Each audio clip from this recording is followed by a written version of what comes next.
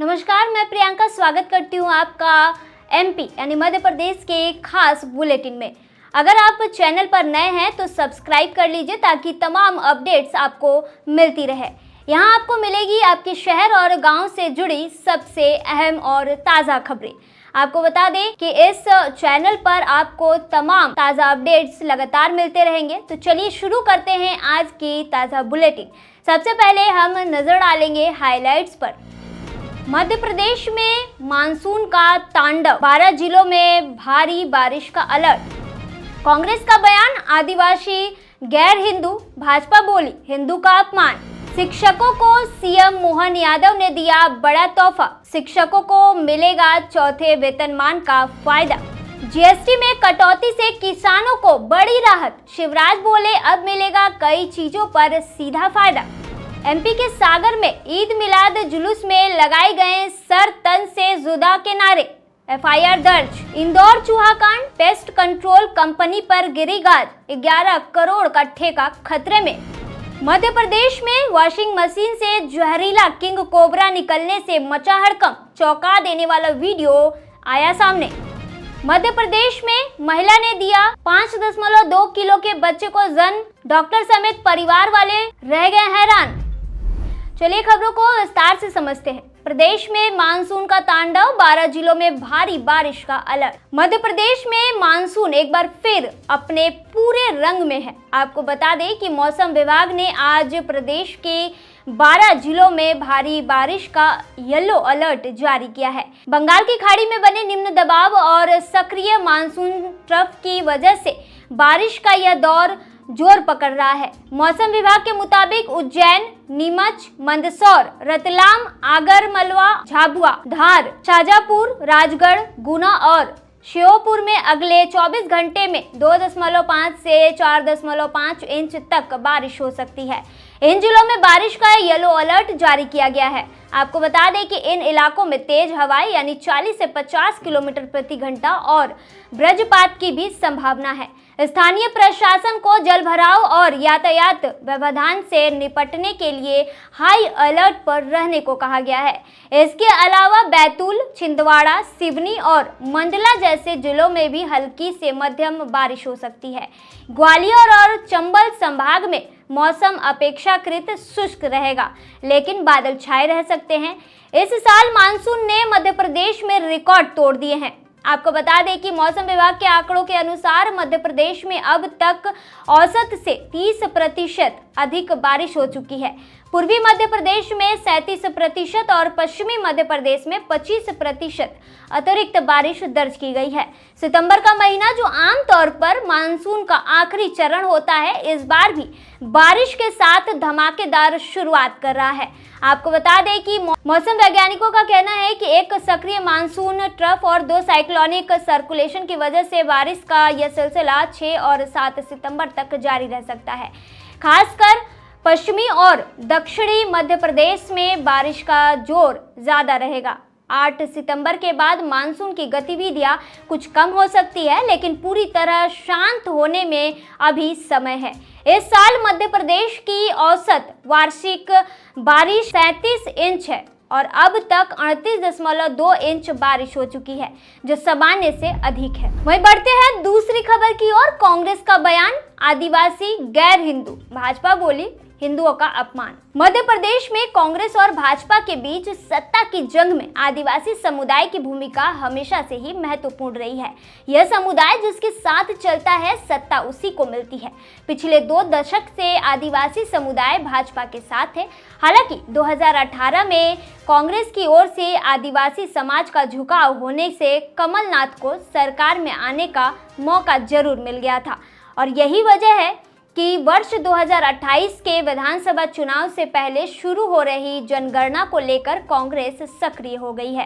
कांग्रेस ने आदिवासी समुदाय से अपील की है कि जनगणना में धर्म को कॉलम में वह स्वयं को हिंदू न बताएं। इधर मुख्यमंत्री मोहन यादव ने इसे हिंदुओं का अपमान बताया। विधानसभा में नेता प्रतिपक्ष उमंग सिंघार के बयान, गर्व से कहो हम आदिवासी हैं, हिंदू नहीं, के बाद प्रदेश का सियासी माहौल गर्मा गया है। भाजपा के आदिवासी नेताओं ने सिंघार के बयान को आदिवासी विरोधी बताया है। उन्होंने लोकसभा में नेता प्रतिपक्ष राहुल गांधी के बयानों को आधार बनाकर कहा कि कांग्रेस की संस्कृति ही सनातन धर्म के विरोध की रही है।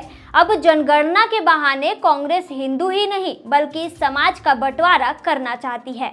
यह बयान हिंदू समाज के साथ ही आदिवासी समुदाय को भी कमजोर बनाने की साजिश है।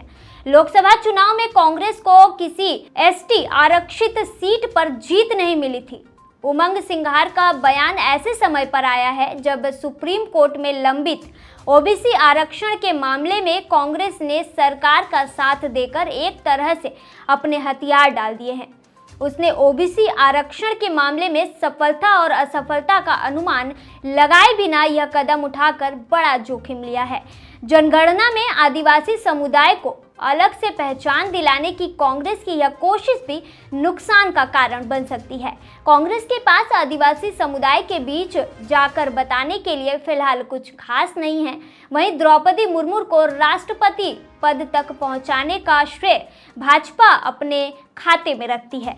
वहीं आपको बता दें कि साथ ही पेशा एक्ट जैसी कवायद भी भाजपा सरकार कर चुकी है। देश के विभिन्न राज्यों में राष्ट्रीय स्वयंसेवक संघ और भाजपा के अनुषंगिक संगठन आदिवासी समुदायों के बीच मतांतरण रोकने के लिए उनके कल्याण के लिए कार्यक्रमों को लगातार जारी रखे हुए हैं। संघ की कोशिश है कि रामायण और महाभारत काल में तमाम उदाहरण के माध्यम से आदिवासियों को उनके हिंदू होने का बोध कराते हुए मुख्य धारा में लाया जाए। वहीं बढ़ते हैं तीसरी खबर की ओर। शिक्षकों को सीएम मोहन यादव ने दिया बड़ा तोहफा। मध्य प्रदेश के शिक्षकों को मिलेगा चौथे वेतनमान का फायदा। 5 सितंबर को शिक्षक दिवस के अवसर पर राजधानी के आरसीपीवी नरोहना अकादमी में राज्य स्तरीय शिक्षक सम्मान का आयोजन किया गया। इस दौरान सरकारी स्कूलों में नवाचार करने वाले 14 शिक्षकों को मुख्यमंत्री डॉक्टर मोहन यादव ने राज्य स्तरीय सम्मान से सम्मानित किया। इनके साथ ही पिछले वर्ष राष्ट्रपति सम्मान पाने वाली 2 शिक्षकों को भी सम्मानित किया गया। इस दौरान सीएम ने सरकारी स्कूलों के शिक्षकों और बच्चों के लिए अलग अलग सौगातें दी। जानकारी के मुताबिक शिक्षक दिवस के अवसर पर आयोजित राज्य स्तरीय कार्यक्रम में सीएम ने सरकारी स्कूल में पढ़ने वाले 55 लाख बच्चों के अभिभावकों के खातों में 330 करोड़ रुपए हस्तांतरित किए। आपको बता दें कि ये पैसे बच्चों को 2 जोड़ी यूनिफॉर्म खरीदने के लिए दिए गए हैं। आपको ये भी बता दें कि 7 साल पहले तत्कालीन मुख्यमंत्री शिवराज सिंह चौहान ने यूनिफॉर्म वितरण का काम महिला स्व सहायता समूहों के द्वारा मध्य प्रदेश राज्य ग्रामीण आजीविका मिशन के जरिए कराए जाने का निर्णय लिया था। तब से सरकारी स्कूलों के बच्चों को यूनिफॉर्म सिलने का काम स्व सहायता समूह की महिलाओं के पास था, लेकिन कई बार बच्चों को शैक्षणिक सत्र खत्म होने के बाद यूनिफॉर्म मिलता था। इसीलिए मुख्यमंत्री ने यूनिफॉर्म की राशि बच्चों के खातों में भेज दी है। आपको बता दें कि सीएम मोहन यादव ने सरकारी शिक्षकों को लेकर बड़ी घोषणा करते हुए चतुर्थ यानी चौथे वेतनमान का लाभ देने का आश्वासन दिया है। शिक्षकों को दीपावली से पहले इसका फायदा मिल सकता है। प्रशासन अकादमी में सीएम ने कहा कि शिक्षकों की वजह से ही सरकार भी गौरवान्वित हो रही है, यानी प्राउड फील कर रही है। इसलिए अब उनको और भी कुछ देने का समय है। आपको बता दें कि इसीलिए शैक्षणिक संवर्ग के सहायक शिक्षक, उच्च शिक्षक और नवीन शैक्षणिक संवर्ग के प्राथमिक शिक्षक व माध्यमिक शिक्षकों को चौथे क्रमोन्नति वेतनमान दिया जाएगा। सीएम ने कहा कि इससे 1,50,000 शिक्षक लाभान्वित होंगे। वहीं अगली कैबिनेट में इस प्रस्ताव को लेकर जल्द ही शिक्षकों को यानी सरकारी शिक्षकों को साल 2025 से 26 से इसका लाभ दिया जाएगा। इससे सरकार पर भी 117 करोड़ रुपए का भार आएगा। मध्य प्रदेश शिक्षक संघ के प्रदेश अध्यक्ष छत्रवीर सिंह राठौर ने बताया कि प्रथम नियुक्ति दिनांक 1 जुलाई 2023 तक जिनकी सेवा 35 वर्ष पूरी हो चुकी है, भले ही वे सेवानिवृत्त हो गए हैं, ऐसे सभी शिक्षक यानी ऐसे सभी सहायक शिक्षक, उच्च श्रेणी के शिक्षक, प्रधानाध्यापक और प्राथमिक और माध्यमिक शिक्षकों को चौथे क्रमोन्नति समयान वेतन का लाभ दिया जाएगा। चतुर्थ कर्मोन्नत वेतनमान का लाभ जो है 1 जुलाई 2023 से दिया जाएगा। हालांकि सीधी भर्ती के लेक्चरर, सहायक संचालक और प्रिंसिपल को पहले से ही लाभ मिल रहा है। आपको बता दें कि अन्य शिक्षकों को भी यह लाभ मिल सकेगा। इससे सर्विस पीरियड के आधार पर हर शिक्षक को 2 से 5 हजार रुपए का हर महीने लाभ मिलेगा। मुख्यमंत्री ने प्रदेश के चयनित 14 उत्कृष्ट शिक्षकों को राज्य स्तरीय शिक्षक पुरस्कार से सम्मानित किया है। इन शिक्षकों को 25,000 रुपए की सम्मान निधि के साथ शॉल, श्रीफल और प्रशस्ति पत्र दिए गए हैं।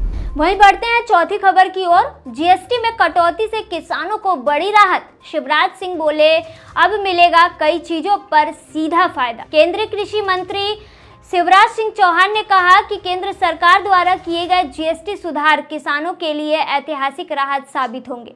भोपाल में शनिवार को मीडिया से चर्चा के दौरान उन्होंने कहा कि कृषि उपकरणों में जीएसटी घटाकर 5% की गई है।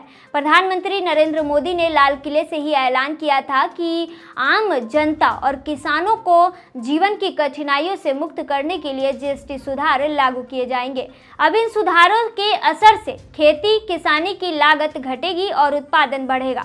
कृषि मंत्री ने बताया कि जीएसटी दरों में कमी आने से कृषि उपकरण सस्ते हो गए हैं। ट्रैक्टर पर किसानों को अब लगभग 65,000 रुपए तक की बचत होगी। इसी के तरह धान रोपण यंत्र पर जो है 15,400 रुपए और थ्रेसर पर 14,000 रुपए और घास काटने की मशीन पर 5,400 रुपए तक का फायदा होगा। तमाम कृषि उपकरणों की दरें कम होने से छोटे किसान भी इन्हें कम पैसे और किराए पर लेकर उपयोग कर सकेंगे। आपको बता दें कि शिवराज सिंह चौहान ने किसानों से कहा है कि वे केवल खेती तक सीमित न रहें बल्कि इंटीग्रेटेड फार्मिंग अपनाएं।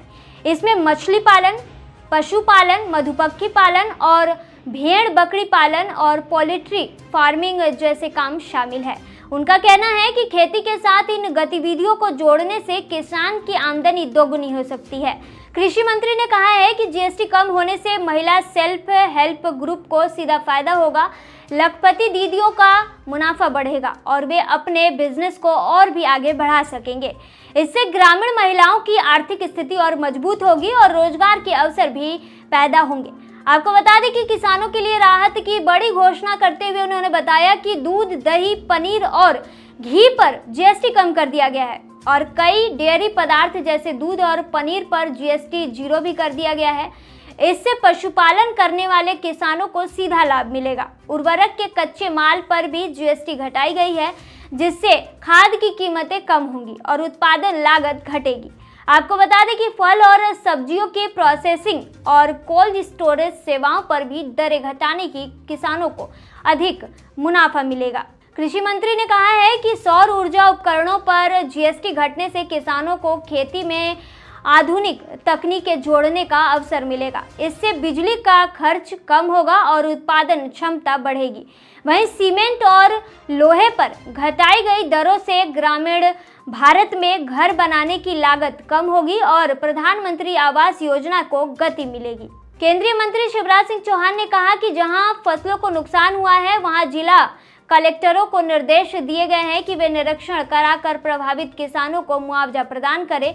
उन्होंने यह भी स्पष्ट किया कि देश में उर्वरकों की कोई कमी नहीं है, बल्कि समस्या केवल वितरण व्यवस्था में है और कालाबाजारी करने वालों के खिलाफ सख्त कार्रवाई की जाएगी। मध्य प्रदेश में किसानों की संख्या में कमी के सवाल पर उन्होंने कहा कि खेती के साथ साथ अन्य क्षेत्रों में प्रगति करनी होगी। हालांकि किसानों की संख्या पर ज्यादा असर नहीं पड़ा है। वहीं शिवराज सिंह चौहान ने कहा कि पीएम मोदी की सोच है कि कोई भी आम आदमी और किसान में कठिनाई ना हो।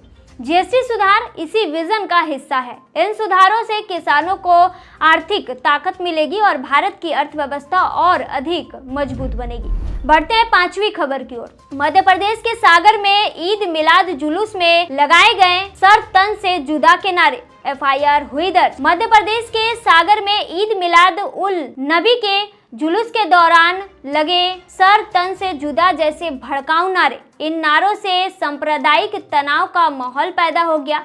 आपको बता दें कि इसका वीडियो सोशल मीडिया पर वायरल होते ही हिंदू संगठनों ने गिरफ्तारी की मांग की है।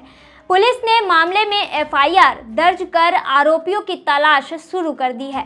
जानकारी के मुताबिक सागर शहर के कोतवाली थाना क्षेत्र 3 बत्ती इलाके से गुरुवार को निकाले गए जुलूस में खुलेआम विवादित धार्मिक उन्माद फैलाने वाले नारे लगे थे।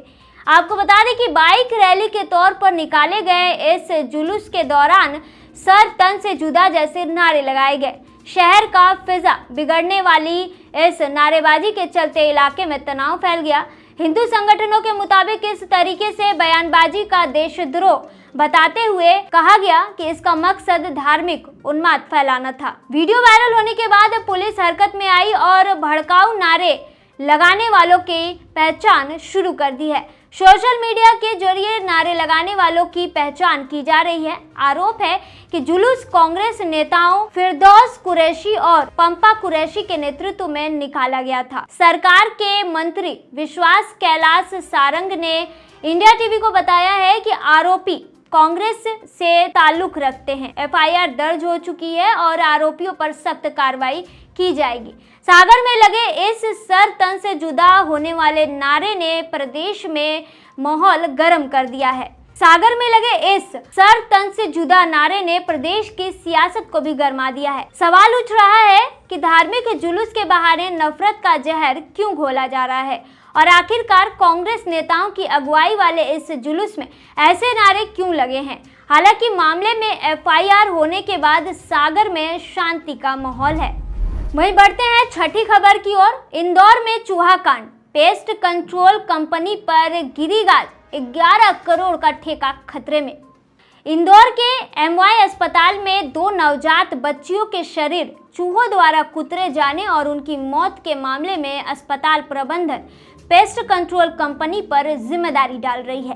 कंपनी से पेस्ट कंट्रोल का ठेका छीनने का तैयारी किया जा रहा है। आपको बता दें कि एलाइजा कंपनी को नोटिस भी जारी किया गया है।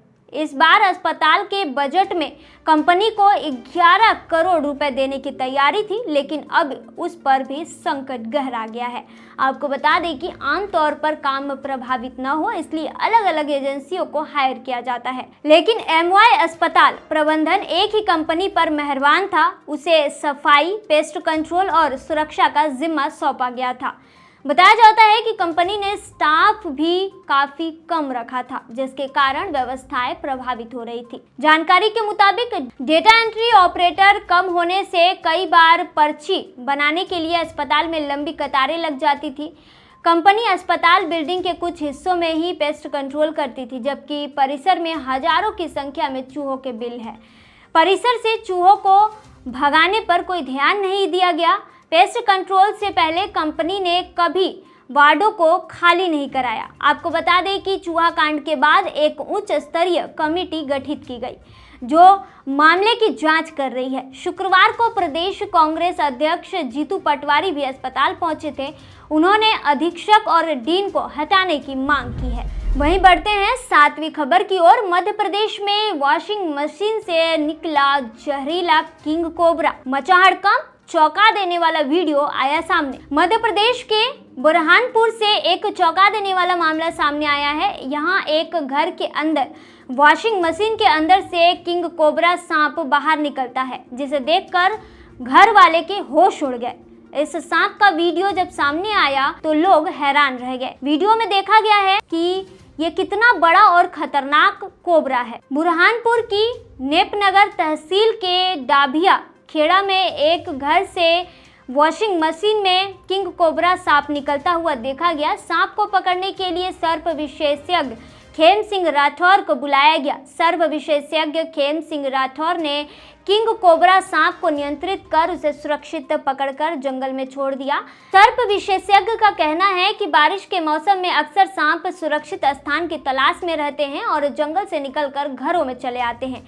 आपको बता दें कि किंग कोबरा दुनिया का सबसे खतरनाक सांपों में से एक है। इसका जहर काफी भयानक होता है। आपको बता दें कि एक बार अगर ये सांप काट लेता है तो इसके बाद इसका इलाज काफ़ी मुश्किल हो जाता है। आपको बता दें कि एक बार काटने पर यह 0.5 से 4 मिलीग्राम जहर इंजेक्ट कर सकता है, जो एक वयस्क इंसान को कुछ ही घंटों में मार सकता है। आपको बता दें कि इसका जहर इतना शक्तिशाली होता है कि यह एक हाथी को भी मार सकता है। यह एक बार में बड़ी मात्रा में जहर छोड़ता है, जिससे इसका प्रभाव तेजी से फैलता है। आपको बता दें कि लक्षण की अगर बात करें तो लक्षणों में तेज दर्द, चक्कर आना, सांस लेने में तकलीफ होना और अंततः दिल का दौरा पड़ना या कोमा जैसे लक्षण शामिल हो सकते हैं। आपको बता दें कि किंग कोबरा दुनिया का सबसे लंबा विषैला सांप है, जो 18 फीट तक लंबा हो सकता है। यह आमतौर पर शांत रहता है, लेकिन खतरा महसूस होने पर आक्रामक हो जाता है और तेजी से हमला कर देता है। इसकी फुफकार जोरदार और डरावनी होती है और यह अपने फन को फैलाकर डराने की कोशिश करता है। आपको बता दें कि यह इंसानों से आमतौर पर बचता है, लेकिन अगर उकसाया जाए तो खतरनाक हो सकता है। वहीं बढ़ते हैं अगली खबर की ओर। मध्य प्रदेश में महिला ने दिया 5.2 किलो के बच्चे को जन्म। डॉक्टर समेत परिवार वाले भी रह गए हैरान। मध्य प्रदेश के जबलपुर में रानी दुर्गावती अस्पताल में एक दुर्लभ मामला सामने आया है। यहाँ एक महिला ने 5.2 यानी 5.2 किलोग्राम वजन वाले बच्चे को जन्म दिया। डॉक्टरों का कहना है कि यह बहुत ही असामान्य है, क्योंकि सामान्य रूप से नवजात शिशु का वजन 2.8 से 3.2 किलो के बीच होता है। आपको बता दें कि रांझी इलाके में रहने वाले आनंद चौकसे की पत्नी शुभांगी ने बुधवार को इस बच्चे को जन्म दिया। हालांकि बच्चे का वजन असामान्य रूप से ज़्यादा होने की वजह से डॉक्टर उसे खास निगरानी में रखे हुए हैं। आपको बता दें कि अस्पताल की प्रमुख स्त्री रोग विशेषज्ञ डॉक्टर भावना मिश्रा ने बताया कि पिछले कई सालों में इतना भारी बच्चा नहीं देखा है। उन्होंने कहा कि ऐसे बच्चों को जन्म के बाद कम से कम 24 घंटे तक विशेष देखभाल की ज़रूरत होती है, क्योंकि इनका ब्लड शुगर लेवल में उतार चढ़ाव बढ़ता रहता है। और आपको बता दें कि इसको लेकर बहुत सतर्क रहने की ज़रूरत है। फिलहाल बच्चा यानी कि विशेष नवजात जो शिशु है वो देखभाल की इकाई में रखा गया है। आपको बता दें कि डॉक्टर मिश्रा ने बताया कि चिकित्सक लगातार बच्चे की निगरानी कर रहे हैं और फिलहाल उसकी स्थिति नियंत्रण में है। डॉक्टरों के मुताबिक औसतन नवजात बच्चे का वजन 2.8 से 3.2 किलो के बीच माना जाता है और बच्ची का 2.7 से 3.1 किलो होता है। ऐसे में 5.2 किलो का बच्चा सामान्य से लगभग 2 गुना भारी है। डॉक्टर मिश्रा का कहना है कि बेहतर जीवन शैली, पोषण और आधुनिक चिकित्सा सुविधाएं बच्चे के वजन को प्रभावित करती है और यही वजह है कि शुभांगी ने इतना भारी और स्वस्थ बच्चे को जन्म दिया है।